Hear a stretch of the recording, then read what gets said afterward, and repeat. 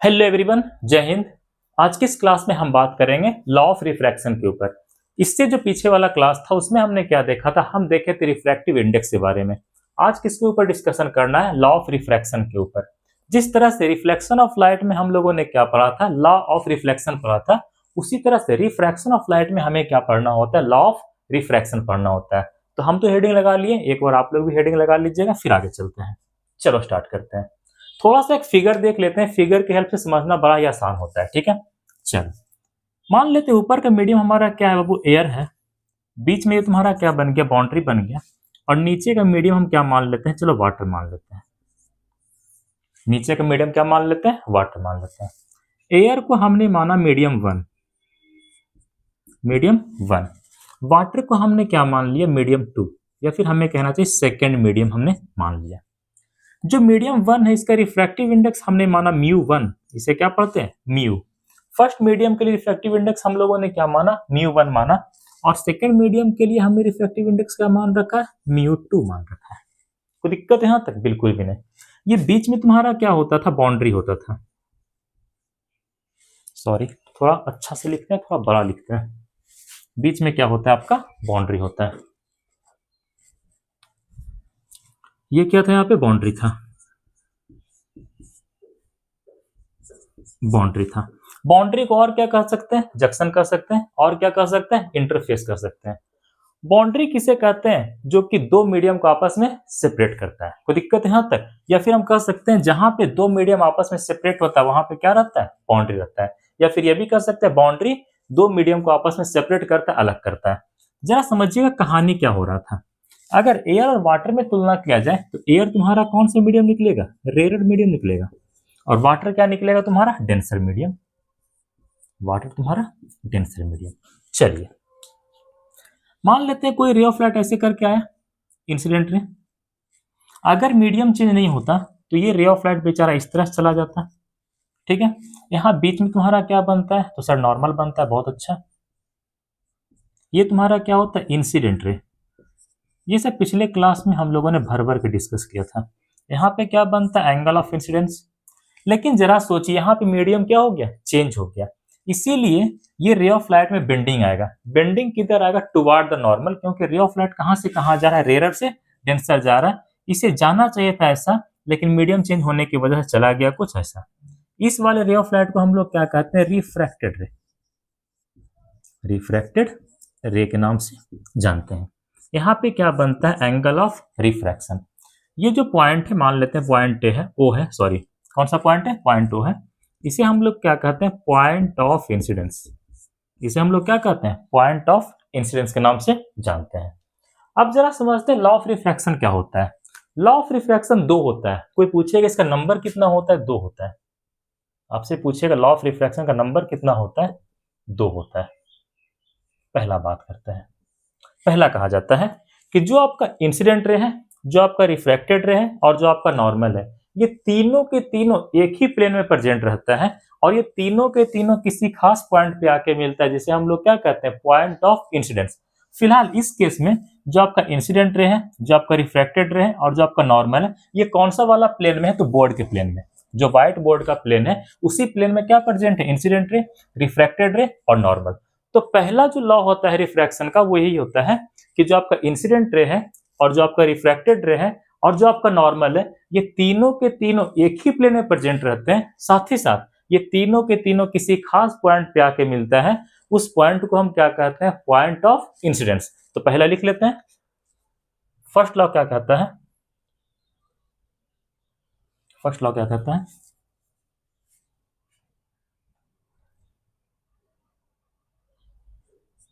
Incident ray,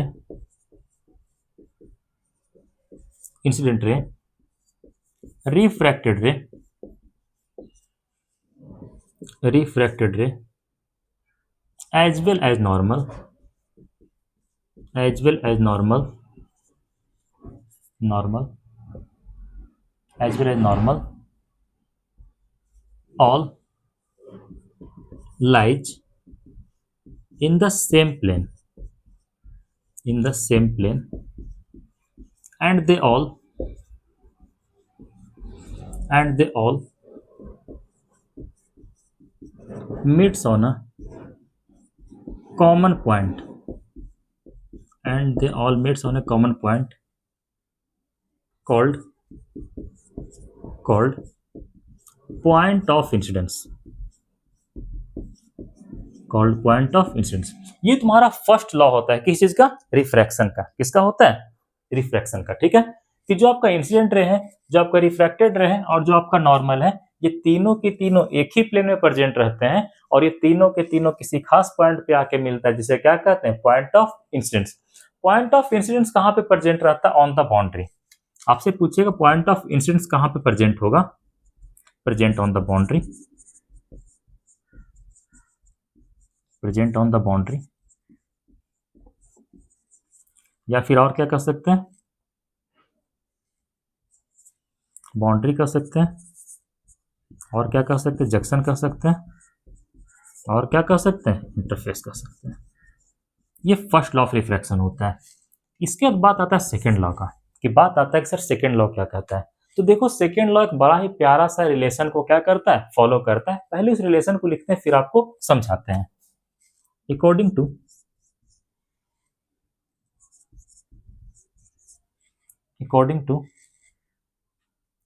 to या फिर ऐसे लिखना है,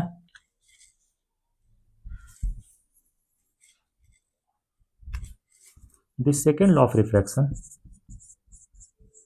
the second law of refraction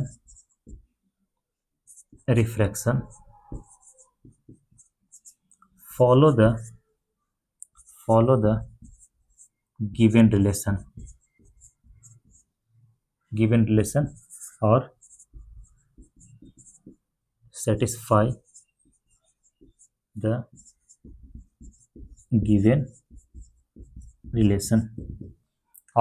the given relation। वो क्या होता है जरा समझिएगा। Sine i divide by sine are is equal to constant, और ये कांस्टेंट किसके बराबर होता है? रिफ्रैक्टिव इंडेक्स के बराबर होता है। खत्म। लॉ ऑफ रिफ्रैक्शन में आपको इतना ही पढ़ना था। पहला लॉ क्या होता है? इंसिडेंट रे, रिफ्रैक्टेड रे और नॉर्मल, ये तीनों के तीनों एक ही प्लेन में प्रेजेंट होता है और ये तीनों के तीनों किसी खास पॉइंट पे आके मिलता है। उस पॉइंट को क्या कहते हैं? पॉइंट ऑफ इंसिडेंस के नाम से हम लोग जानते हैं। पॉइंट ऑफ इंसिडेंस कहाँ पे प्रेजेंट होगा? बाउंड्री के ऊपर प्रेजेंट रह सकता है। बाउंड्री को जंक्शन भी कर सकते हैं और इंटरफेस के नाम से भी जानते हैं। जो सेकेंड लॉ होता है वो क्या करता है? इस रिलेशन को फॉलो करता है। इस रिलेशन को क्या करता है? सेटिस्फाई करता है। ठीक है, आपसे पूछेगा यहाँ पे आई क्या होता है? आई होता है आपका एंगल ऑफ इंसिडेंस। आर क्या होता है? आर होता है एंगल ऑफ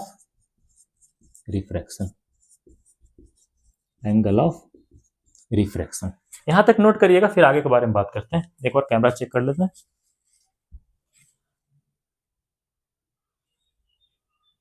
चलो सही है। ऊपर का हमें इरेज भी करना है। हो गया? Yes sir. चलो इसे इरेज करते हैं।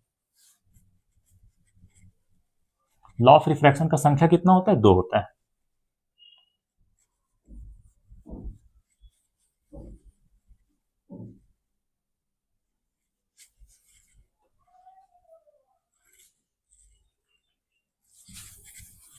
चलिए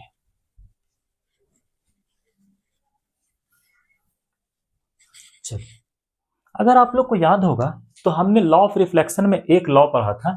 वो क्या था? एक हमने पढ़ा था लॉ ऑफ रिफ्लेक्शन, एक हमने पढ़ा था लॉ ऑफ रिफ्लेक्शन पढ़ा था। इसमें एक नियम क्या आता था? इसका एक लॉ क्या था? Angle i equal to angle r. मतलब यहां पे लॉ ऑफ रिफ्लेक्शन के केस में एंगल आई और एंगल आर के बीच रिलेशन बड़ा ही आसान था। और वो रिलेशन क्या था कि जो आपका एंगल ऑफ इंसिडेंस होगा और जो आपका एंगल ऑफ रिफ्लेक्शन होगा वो हमेशा क्या होगा? बराबर होगा। कहीं ना कहीं ये क्या बता रहा है? रिलेशन बिटवीन, ये क्या बता रहा है? Relation between angle i and angle r. कोई दिक्कत है यहां तक? बिल्कुल भी नहीं। जरा सोचिए, अगर रिफ्लेक्शन के केस में एंगल आई और एंगल आर के बीच रिलेशन बन सकता है, तो रिफ्रैक्शन के केस में भी एंगल आई और एंगल आर के बीच रिलेशन बनना चाहिए कि नहीं बनना चाहिए? बिल्कुल बनना चाहिए। लेकिन ध्यान रखिएगा यहाँ पे, यहाँ पे डायरेक्ट रिलेशन बनने वाला नहीं है। यहाँ पे कभी भी एंगल ऑफ इंसिडेंस और एंगल ऑफ रिफ्लेक्शन डायरेक्ट आपस में बराबर होने वाला नहीं है। ये किस तरह से आपस में रिलेशन बनाते हैं, तो कुछ इस तरह से sine i upon sine are equal to constant, और वो कांस्टेंट क्या होता है, रिफ्रैक्टिव इंडेक्स के बराबर होता है।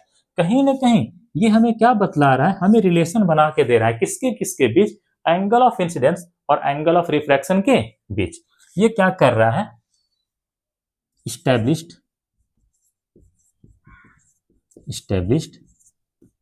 the relation between angle of incidence and angle of refraction, angle of incidence and angle of reflection. तो ध्यान रखिएगा, आपसे पूछेगा इसका क्या महत्व है, इसका क्या इंपॉर्टेंस है, तो सिंपल बहुत अच्छे तरीके से बड़े प्यार से समझाइएगा सामने वाले को कि जब हमने लॉ ऑफ रिफ्लेक्शन पढ़ा था तो उसमें एंगल आई और एंगल आर आपस में हमेशा क्या होता है, बराबर होता है। कहीं ना कहीं ये क्या बनता है, एक रिलेशन बनता है एंगल ऑफ इंसिडेंस और एंगल ऑफ रिफ्लेक्शन के बीच। ठीक उसी तरह का हमारे जो साइंटिस्ट थे उन्होंने रिलेशन बनाना चाहे, किसके किसके बीच रिलेशन बनाना चाहा, एंगल ऑफ इंसिडेंस और एंगल ऑफ रिफ्रैक्शन के बीच। लेकिन यहाँ पे एंगल ऑफ इंसिडेंस और एंगल ऑफ रिफ्रैक्शन आपस में डायरेक्ट बराबर नहीं हो पाया, लेकिन फिर भी रिलेशन तो बनाना था। तो रिलेशन कुछ इस तरह से बन करके हमारे सामने आया था, साइन आई बटा sine are equal to constant, और ये कांस्टेंट किसके बराबर होता है, रिफ्रैक्टिव इंडेक्स के बराबर। ये साइन क्या है, आप लोग ट्रिगोमेट्री पढ़े होंगे, क्लास 10th में चैप्टर पढ़ना होता है ट्रिगोनोमेट्री। ठीक है, ट्रिगोनोमेट्री के अंदर आपको पढ़ना होता है साइन थीटा, कॉस थीटा, और क्या पढ़ना होता है, टेन थीटा। ये वही वाला साइन थीटा है जो आप लोग पढ़े हैं ना क्लास 10th में। ट्रिगो के अंदर तीन चीजें मिलता है ना, साइन कॉस टेन, फिर इसका अपोजिट होता है कॉसेक सेक कॉट। ये वही वाला साइन थीटा है। कोई दिक्कत है यहाँ तक? बिल्कुल भी नहीं। थोड़ा सा वैल्यू आप लोग ध्यान रखिएगा, मुख्यतः साइन और कॉस का वैल्यू ध्यान रखना, ज्यादा ध्यान मत रखना। ठीक है, 0 डिग्री का, 30 डिग्री का, 45 डिग्री का, 60 डिग्री का और 90 डिग्री का, इतना वैल्यू ध्यान रख लोगे, काम तुम्हारा चल जाएगा। और काम ही तो चलाना है दोस्त। चलो, साइन 0 का वैल्यू कितना होता है, 0। साइन 30 का वैल्यू याद करेंगे 1/2, साइन 45 का 1/√2, साइन 60 का √3/2, साइन 90 का 1। इसको उलट दो, इसे क्या कर दो, उलट दो। जो साइन 90 का होता है वो कॉस 0 का होता है, कॉस 0 का वैल्यू 1। जो साइन 60 का वैल्यू होता है वो कॉस 30 का वैल्यू होता है, साइन 60 का वैल्यू √3/2 तो कॉस 30 का वैल्यू √3/2 हो जाएगा। ठीक है, 45 का तो 45 रह जाएगा 1/√2। उसके बाद जो साइन 30 का वैल्यू होता है वो कॉस 60 का वैल्यू होता है, मतलब 1/2। ठीक उसी तरह से जो साइन 0 का वैल्यू होता है वो कॉस 90 का वैल्यू होता है, मतलब कितना होगा, 0।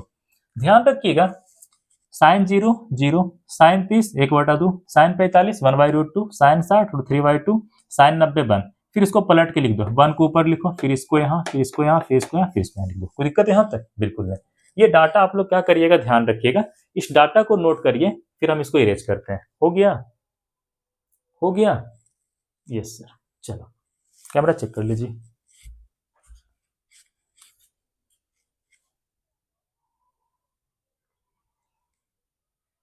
सही तो है भाई, थोड़ा सा ऊपर का ट्रिगो कट रहा लगता है ना।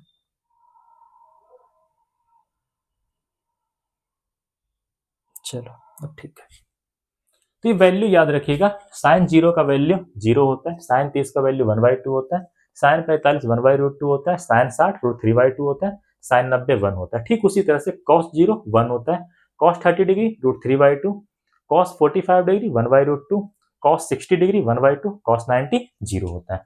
यहां तक नोट कर लीजिए, इसको इरेज कर रहे हैं। चलो, ट्रिगोनोमेट्री रिवाइज करने वाला टॉपिक है, प्रैक्टिस करने वाला टॉपिक है। अगर आप इसमें प्रैक्टिस छोड़ देंगे ना, क्वेश्चन आपसे बनना बंद हो जाएगा। प्रैक्टिस रखोगे, बहुत अच्छा सॉल्व होता है क्वेश्चन। चलिए, हो गया। चलो, तो कहीं ना कहीं ये जो तुम्हारा है साइन आई बटा sine are equal to constant, ये कांस्टेंट किसके बराबर होता है? रिफ्रैक्टिव इंडेक्स के बराबर होता है। ये एक तरह का रिलेशन बना रहा है किसके किसके बीच? एंगल ऑफ इंसिडेंस और एंगल ऑफ रिफ्रैक्शन के बीच। कोई दिक्कत है यहां तक? नहीं। आगे समझिएगा। नाउ नाउ ये जो तुम्हारा साइन आई है और ये जो तुम्हारा साइन आर है, ये क्या होता है? कांस्टेंट होता है। और ये कांस्टेंट किसके बराबर होता है? रिफ्रैक्टिव इंडेक्स के बराबर होता है। बिल्कुल। इसे ही हम लोग कहते हैं स्नेल लॉ। इसे हम लोग क्या कहते हैं? स्नेल्स लॉ के नाम से जानते हैं। कोई पूछेगा इसे स्नेल लॉ क्यों कहते हैं? क्योंकि इसे स्नेल नामक साइंटिस्ट ने दिया था। कोई पूछेगा इसे स्नेल लॉ क्यों कहते हैं? क्योंकि इसे स्नेल नामक साइंटिस्ट ने दिया था। This is given by Snell named scientist and hence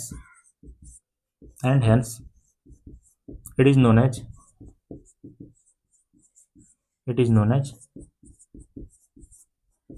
Snell's law. Snell नामक साइंटिस्ट ने दिया, इसीलिए हमने इसे क्या कह दिया? स्नेल लॉ कह दिया। तो दिक्कत है यहां तक? बिल्कुल भी नहीं। चलो नीचे का इरेज करते हैं।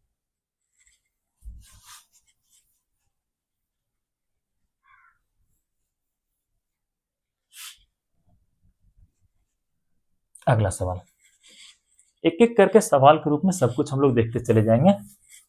अंत में आप लोग को पता चलेगा कि सब कुछ हमने सीख लिया। चलिए आगे चलते हैं।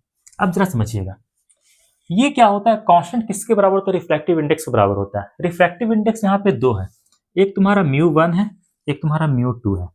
तो किसको किस तरह से लिखना है, ये चीजें लिखने के लिए क्या होना चाहिए? आना चाहिए। ठीक है, तो ध्यान रखिएगा, दो नोट पॉइंट आपको लिखवाते हैं बिल्कुल व्हाट्सएप लैंग्वेज में, और उसी से आपका सारा खेल हो जाएगा।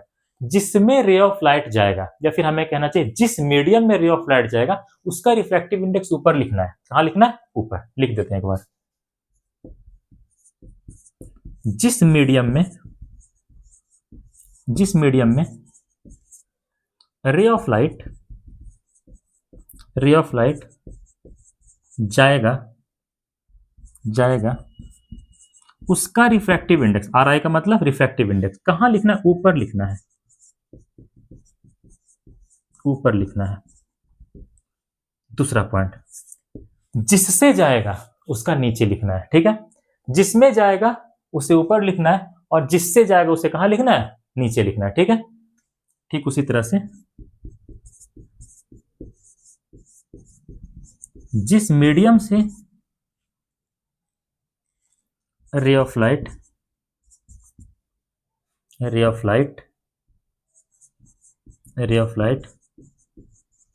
जाएगा उसका रिफ्रैक्टिव इंडेक्स नीचे लिखना है। चलिए, ऊपर किससे लिखेंगे? जिसमें जाएगा। बताओ किसमें जा रहा है? वाटर के अंदर जा रहा है। किसके अंदर जा रहा है? वाटर के अंदर जा रहा है। मतलब इस पार्टिकुलर केस में ऊपर किसे लिखना है? वाटर का लिखना है। ऊपर किसका लिखा जाएगा? वाटर का। उसके बाद जिससे रे ऑफ लाइट जाएगा उसे कहां लिखना है? नीचे लिखना है। तो किससे जा रहा है? एयर से जा रहा है। मतलब एयर का कहां लिखना है? नीचे लिखना है। एयर का कहां लिखना है? नीचे लिखना है।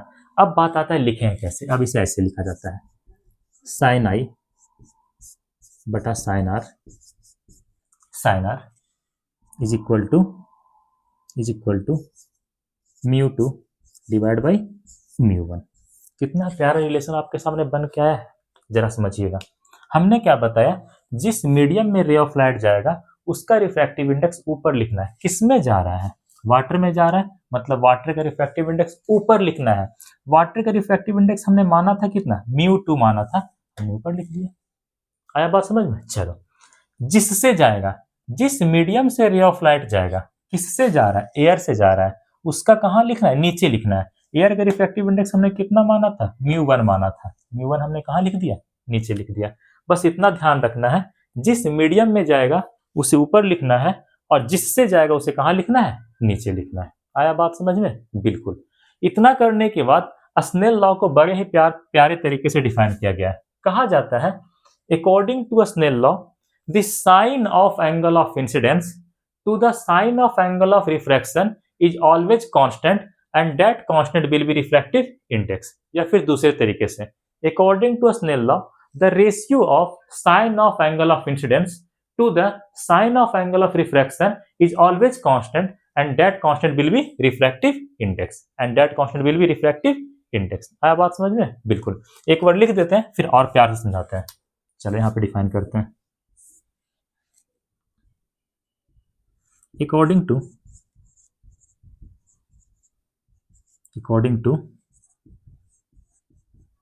Snell's law, the sign of, sine पूरा ऐसे लिखा जाता है SINE, the sign of, या फिर ऐसे लिखना the ratio of sign of,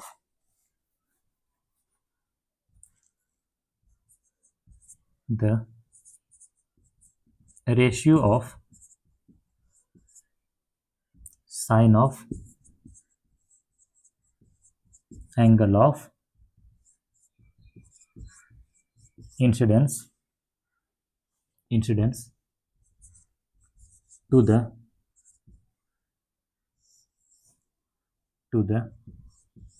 sign of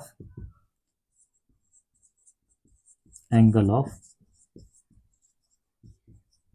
refraction is always constant and that constant will be the refractive index.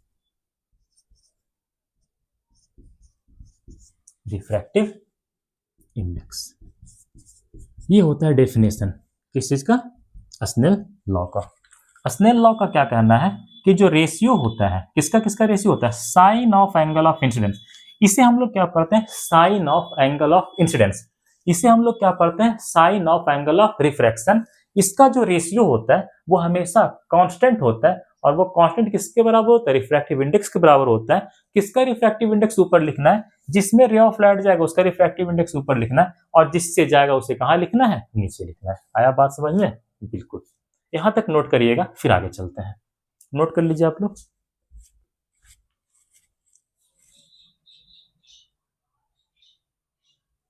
अच्छा हो गया. मिटार दें. थोड़ा सा पानी पी लिया जाए पहले.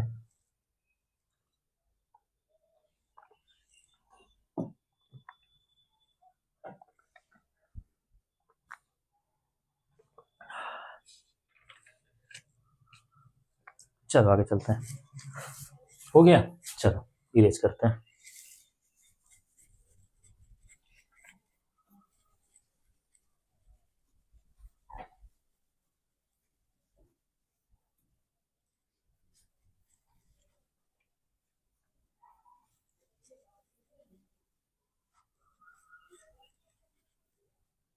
हो गया. इसे भी इरेज करते हैं.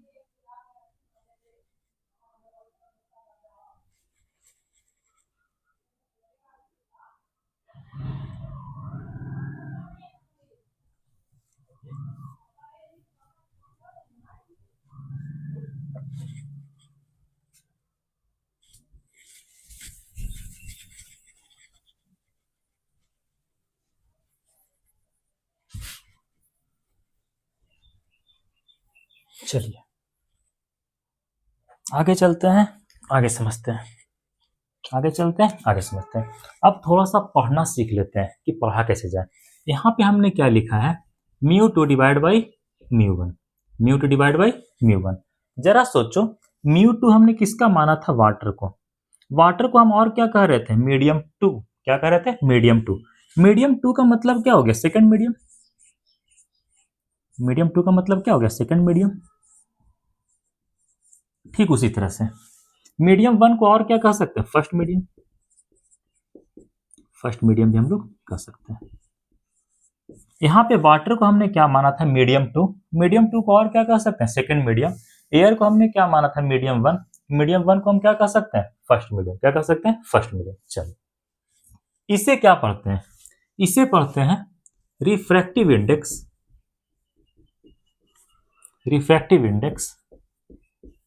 Of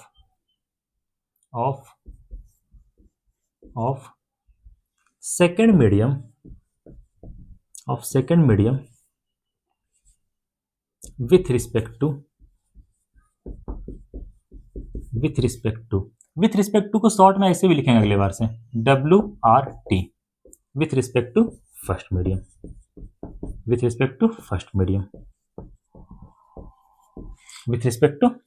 medium. ठीक उसी तरह से एग्जांपल के तौर पे हमने ऐसा लिख दिया म्यू डब्ल्यू मतलब रिफ्रैक्टिव इंडेक्स ऑफ वाटर, नीचे हमने लिख दिया म्यू जी मतलब refractive index of glass, W का मतलब वाटर, जी का मतलब ग्लास। इसे हम लोग क्या पढ़ेंगे, refractive index of water with respect to glass. आया बात समझ में? बिल्कुल। कुछ चीज और समझ लो, अगर ऐसा लिख के दे दिया जाए, अगर आपके सामने ऐसा लिख के दे दीजिए, refractive index of diamond with respect to air, इसको इस फॉर्मेट में लिखना है। ये स्टेटमेंट लिख के दे दिया जाए और कहे ऐसे वाले तरीके में लिख करके दिखाओ, तो ध्यान रखिएगा जो विथ रिस्पेक्ट टू से पहले लिखा होता है उसे ऊपर लिखते हैं। कहाँ लिखते हैं? ऊपर। और जो विथ रिस्पेक्ट टू के बाद लिखा होता है उसे कहाँ लिखते हैं? नीचे। तरीका बना लेना, विथ रिस्पेक्ट टू से अगर पहले हैं तो उसे कहाँ लिखेंगे? ऊपर लिखते हैं। ठीक उसी तरह से अगर विथ रिस्पेक्ट टू के बाद है, उसे कहाँ लिखते हैं बाबू? नीचे लिखते हैं। कहाँ लिखते हैं? नीचे लिखते हैं। इसे कहाँ लिखेंगे हम लोग? नीचे लिखेंगे। तो जरा सोचो और समझो और बताओ, विथ रिस्पेक्ट टू से पहले क्या लिखा हुआ? डायमंड, मतलब रिफ्रैक्टिव इंडेक्स ऑफ डायमंड कहाँ लिखा जाएगा? ऊपर। विथ रिस्पेक्ट टू के बाद क्या लिखा हुआ है? सर एयर लिखा हुआ है, मतलब वो कहाँ चला जाएगा? नीचे। मतलब इस बड़े से स्टेटमेंट को, इस पूरे स्टेटमेंट को हम ऐसे भी करके लिख सकते हैं, refractive index of diamond with respect to air, refractive index of diamond with respect to air. आया बात समझ में? बिल्कुल। यहां तक नोट करिएगा, फिर आगे चलते हैं। हो गया? चलो अब कुछ और भी चीजें समझना।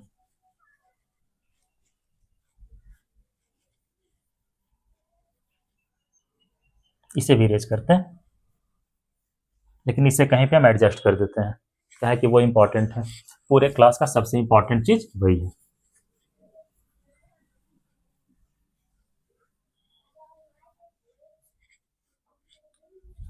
चलिए, हमने क्या सीखा था?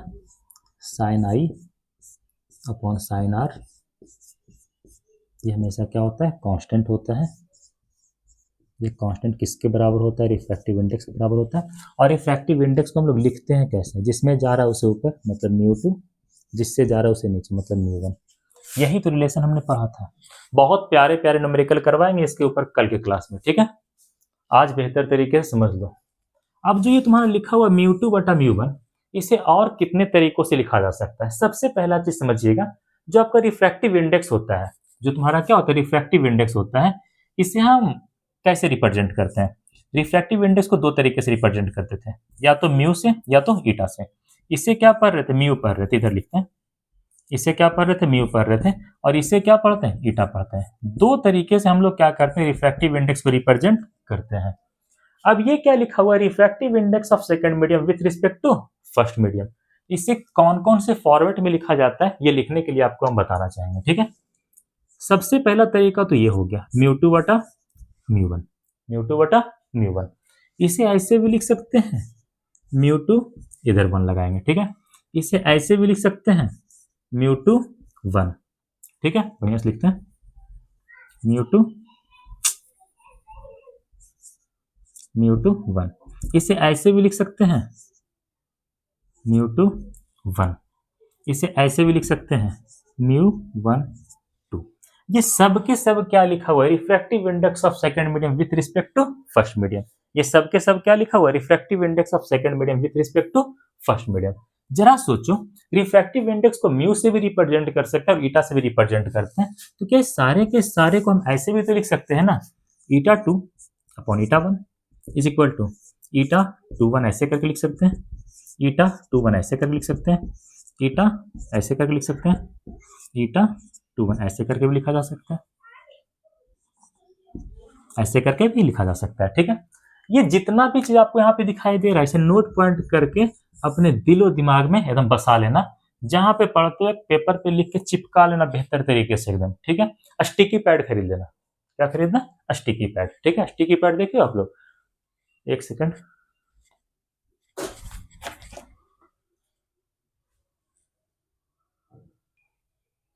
चलो बच्चों, सॉरी बच्चों, लाइट चला गया था अचानक से। चलो, स्टिकी पैड क्या होता है? ऊपर में थोड़ा सा चिपकाने वाला होता है और नीचे कुछ आप नोट लिख सकते हैं। नोट लिखो ऐसे करके, यहाँ भी चिपकाओगे यहाँ भी चिपक जाएगा। ठीक है, कहीं भी चिपका कर रख सकते हैं आप। ठीक है, ये सब के सब क्या लिखा हुआ है? Refractive index of second medium, of second medium with respect to first medium, with respect to first medium. ये सब के सब सेम चीज ही लिखे हुए हैं। तो कैसे लिखा जाता है आप लोग को समझ में आ गया होगा। ठीक है, μ2 अपॉन μ1 को क्या पढ़ते हैं? Refractive index of second medium with respect to first medium. ठीक है, उसी तरह से अगर यहाँ पे ऐसे कर देते हैं μ1 अपॉन μ2, इसे क्या पढ़ेंगे? Refractive index of first medium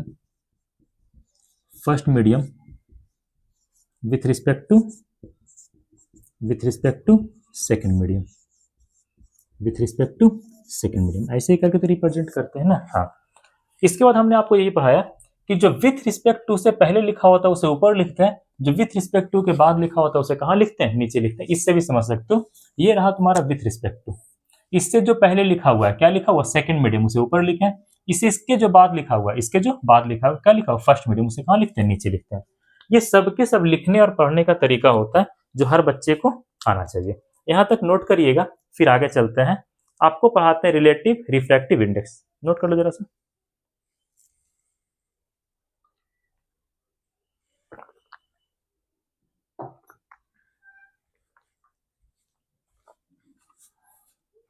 हो गया? यस सर, चलो।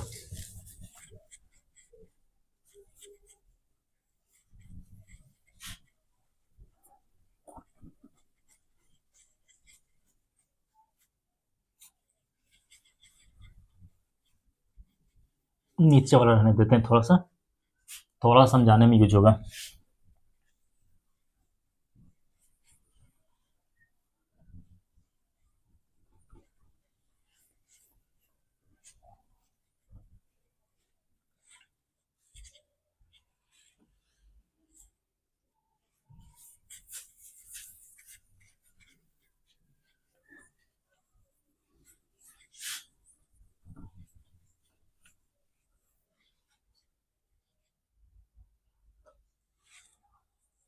चलिए, अगला हेडिंग लगाओ और आज के क्लास का लास्ट टॉपिक हेडिंग लगाओ, रिलेटिव रिफ्रैक्टिव इंडेक्स।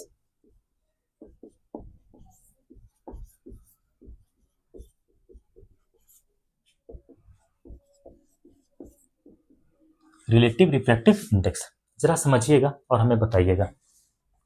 हमने यही तो फिगर बनाया था ना, ऊपर हमारा क्या था? एयर था और नीचे हमारा क्या था बाबू?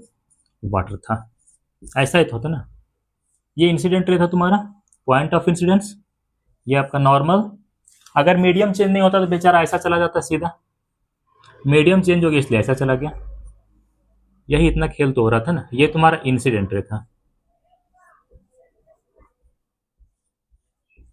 और ये तुम्हारा क्या था? रिफ्रैक्टेड रे।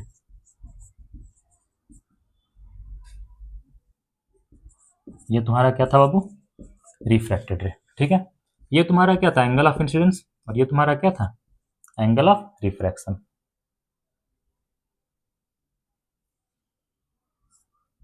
Angle of refraction.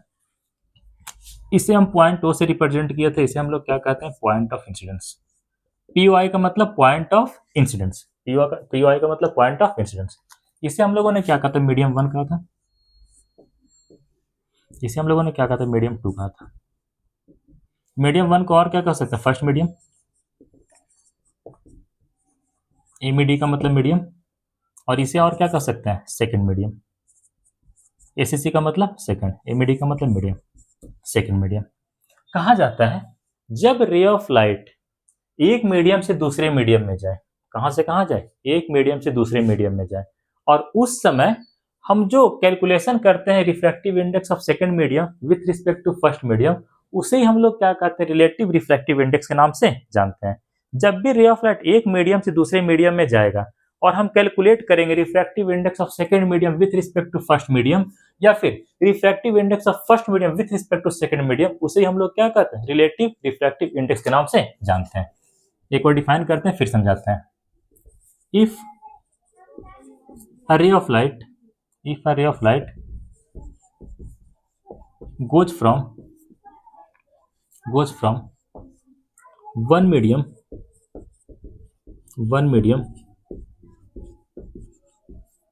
to another medium, and if we calculate the refractive index of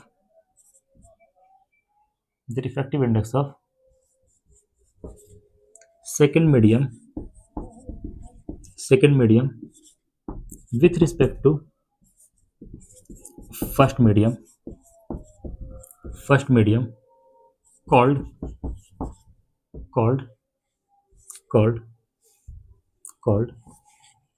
relative refractive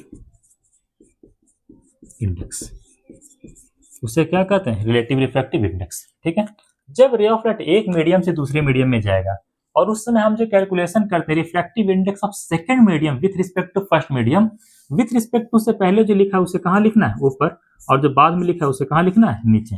इसे हम लोग क्या कहते हैं, रिलेटिव रिफ्रैक्टिव इंडेक्स। इसे हम लोग क्या कहते हैं बाबू, रिलेटिव रिफ्रैक्टिव इंडेक्स के नाम से जानते हैं। कहीं ना कहीं इसे हमने इसीलिए छोड़ा था, ये क्या लिखा हुआ है, रिलेटिव रिफ्रैक्टिव इंडेक्स। क्या लिखा हुआ है, रिलेटिव रिफ्रैक्टिव इंडेक्स। कोई दिक्कत है यहाँ तक नहीं ना। इसी डेफिनेशन को और भी डिफाइन कर सकते हैं। ठीक है, अगर रे ऑफ लाइट एक मीडियम से दूसरे मीडियम में जाता है, अगर रे ऑफ लाइट एक मीडियम से दूसरे मीडियम में जाता है और हम फर्स्ट मीडियम का रिफ्रैक्टिव इंडेक्स कैलकुलेट करते हैं, किसके रिस्पेक्ट में, सेकंड मीडियम के रिस्पेक्ट में, तो उसे भी हम लोग क्या कहते हैं, रिलेटिव रिफ्रैक्टिव इंडेक्स के नाम से जानते हैं। हमें उम्मीद है इसे रखने का कोई यूज नहीं है।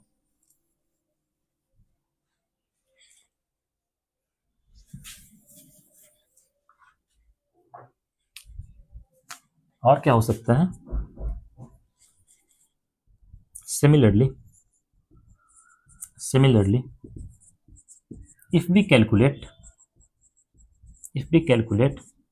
the refractive index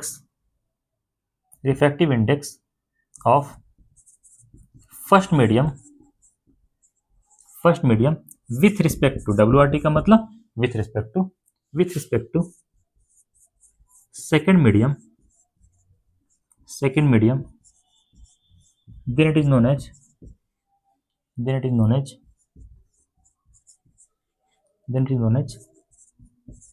relative refractive index। Relative refractive index, तब उसे हम लोग क्या कहते हैं बाबू, रिलेटिव रिफ्रैक्टिव इंडेक्स। ठीक है, इस बार देखो विथ रिस्पेक्ट टू से पहले क्या लिखा हुआ, फर्स्ट मीडियम, मतलब ऊपर किसे लिखना है, μ1, नीचे क्या चला जाएगा, μ2। ये क्या है, कहीं ना कहीं रिलेटिव रिफ्रैक्टिव इंडेक्स है, रिलेटिव रिफ्रैक्टिव इंडेक्स। कोई दिक्कत यहाँ तक। इसे और भी किसी तरह डिफाइन किया जा सकता है, हम सिंपल कर सकते हैं। जब भी हम कंपेयर करते हैं refractive index of two medium, जब भी हम दो अलग अलग मीडियम के रिफ्रैक्टिव इंडेक्स को क्या करते हैं, कंपेयर करते हैं, तो उसे हम लोग क्या कहते हैं, तो उसे हम लोग कहते हैं रिलेटिव रिफ्रैक्टिव इंडेक्स। तो उसे हम लोग क्या कहते हैं, रिलेटिव रिफ्रैक्टिव इंडेक्स। कोई दिक्कत है यहाँ तक। इसे और क्या कह सकते हैं, और कैसे डिफाइन कर सकते हैं, सिमिलरली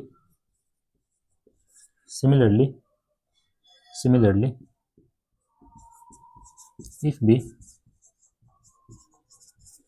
compare the RI का मतलब refractive index of two different medium two different medium and calculate them, and similarly if we compare the refractive index of two different medium और calculate them करना, और calculate them, then it is known as relative refractive index. उसे हम लोग क्या कहते हैं, relative refractive index के नाम से जानते हैं। कोई दिक्कत यहाँ तक? बिल्कुल भी नहीं, ठीक है। ये दोनों के दोनों क्या लिखा हुआ है, रिलेटिव रिफ्रैक्टिव इंडेक्स। तो ये था हमारा आज का क्लास खत्म करने से थोड़ा सा करते हैं रिवीजन, फिर क्लास को करते हैं फिनिश। हमने स्टार्ट क्या किया था, हमने स्टार्ट किया लॉ ऑफ रिफ्रैक्शन को।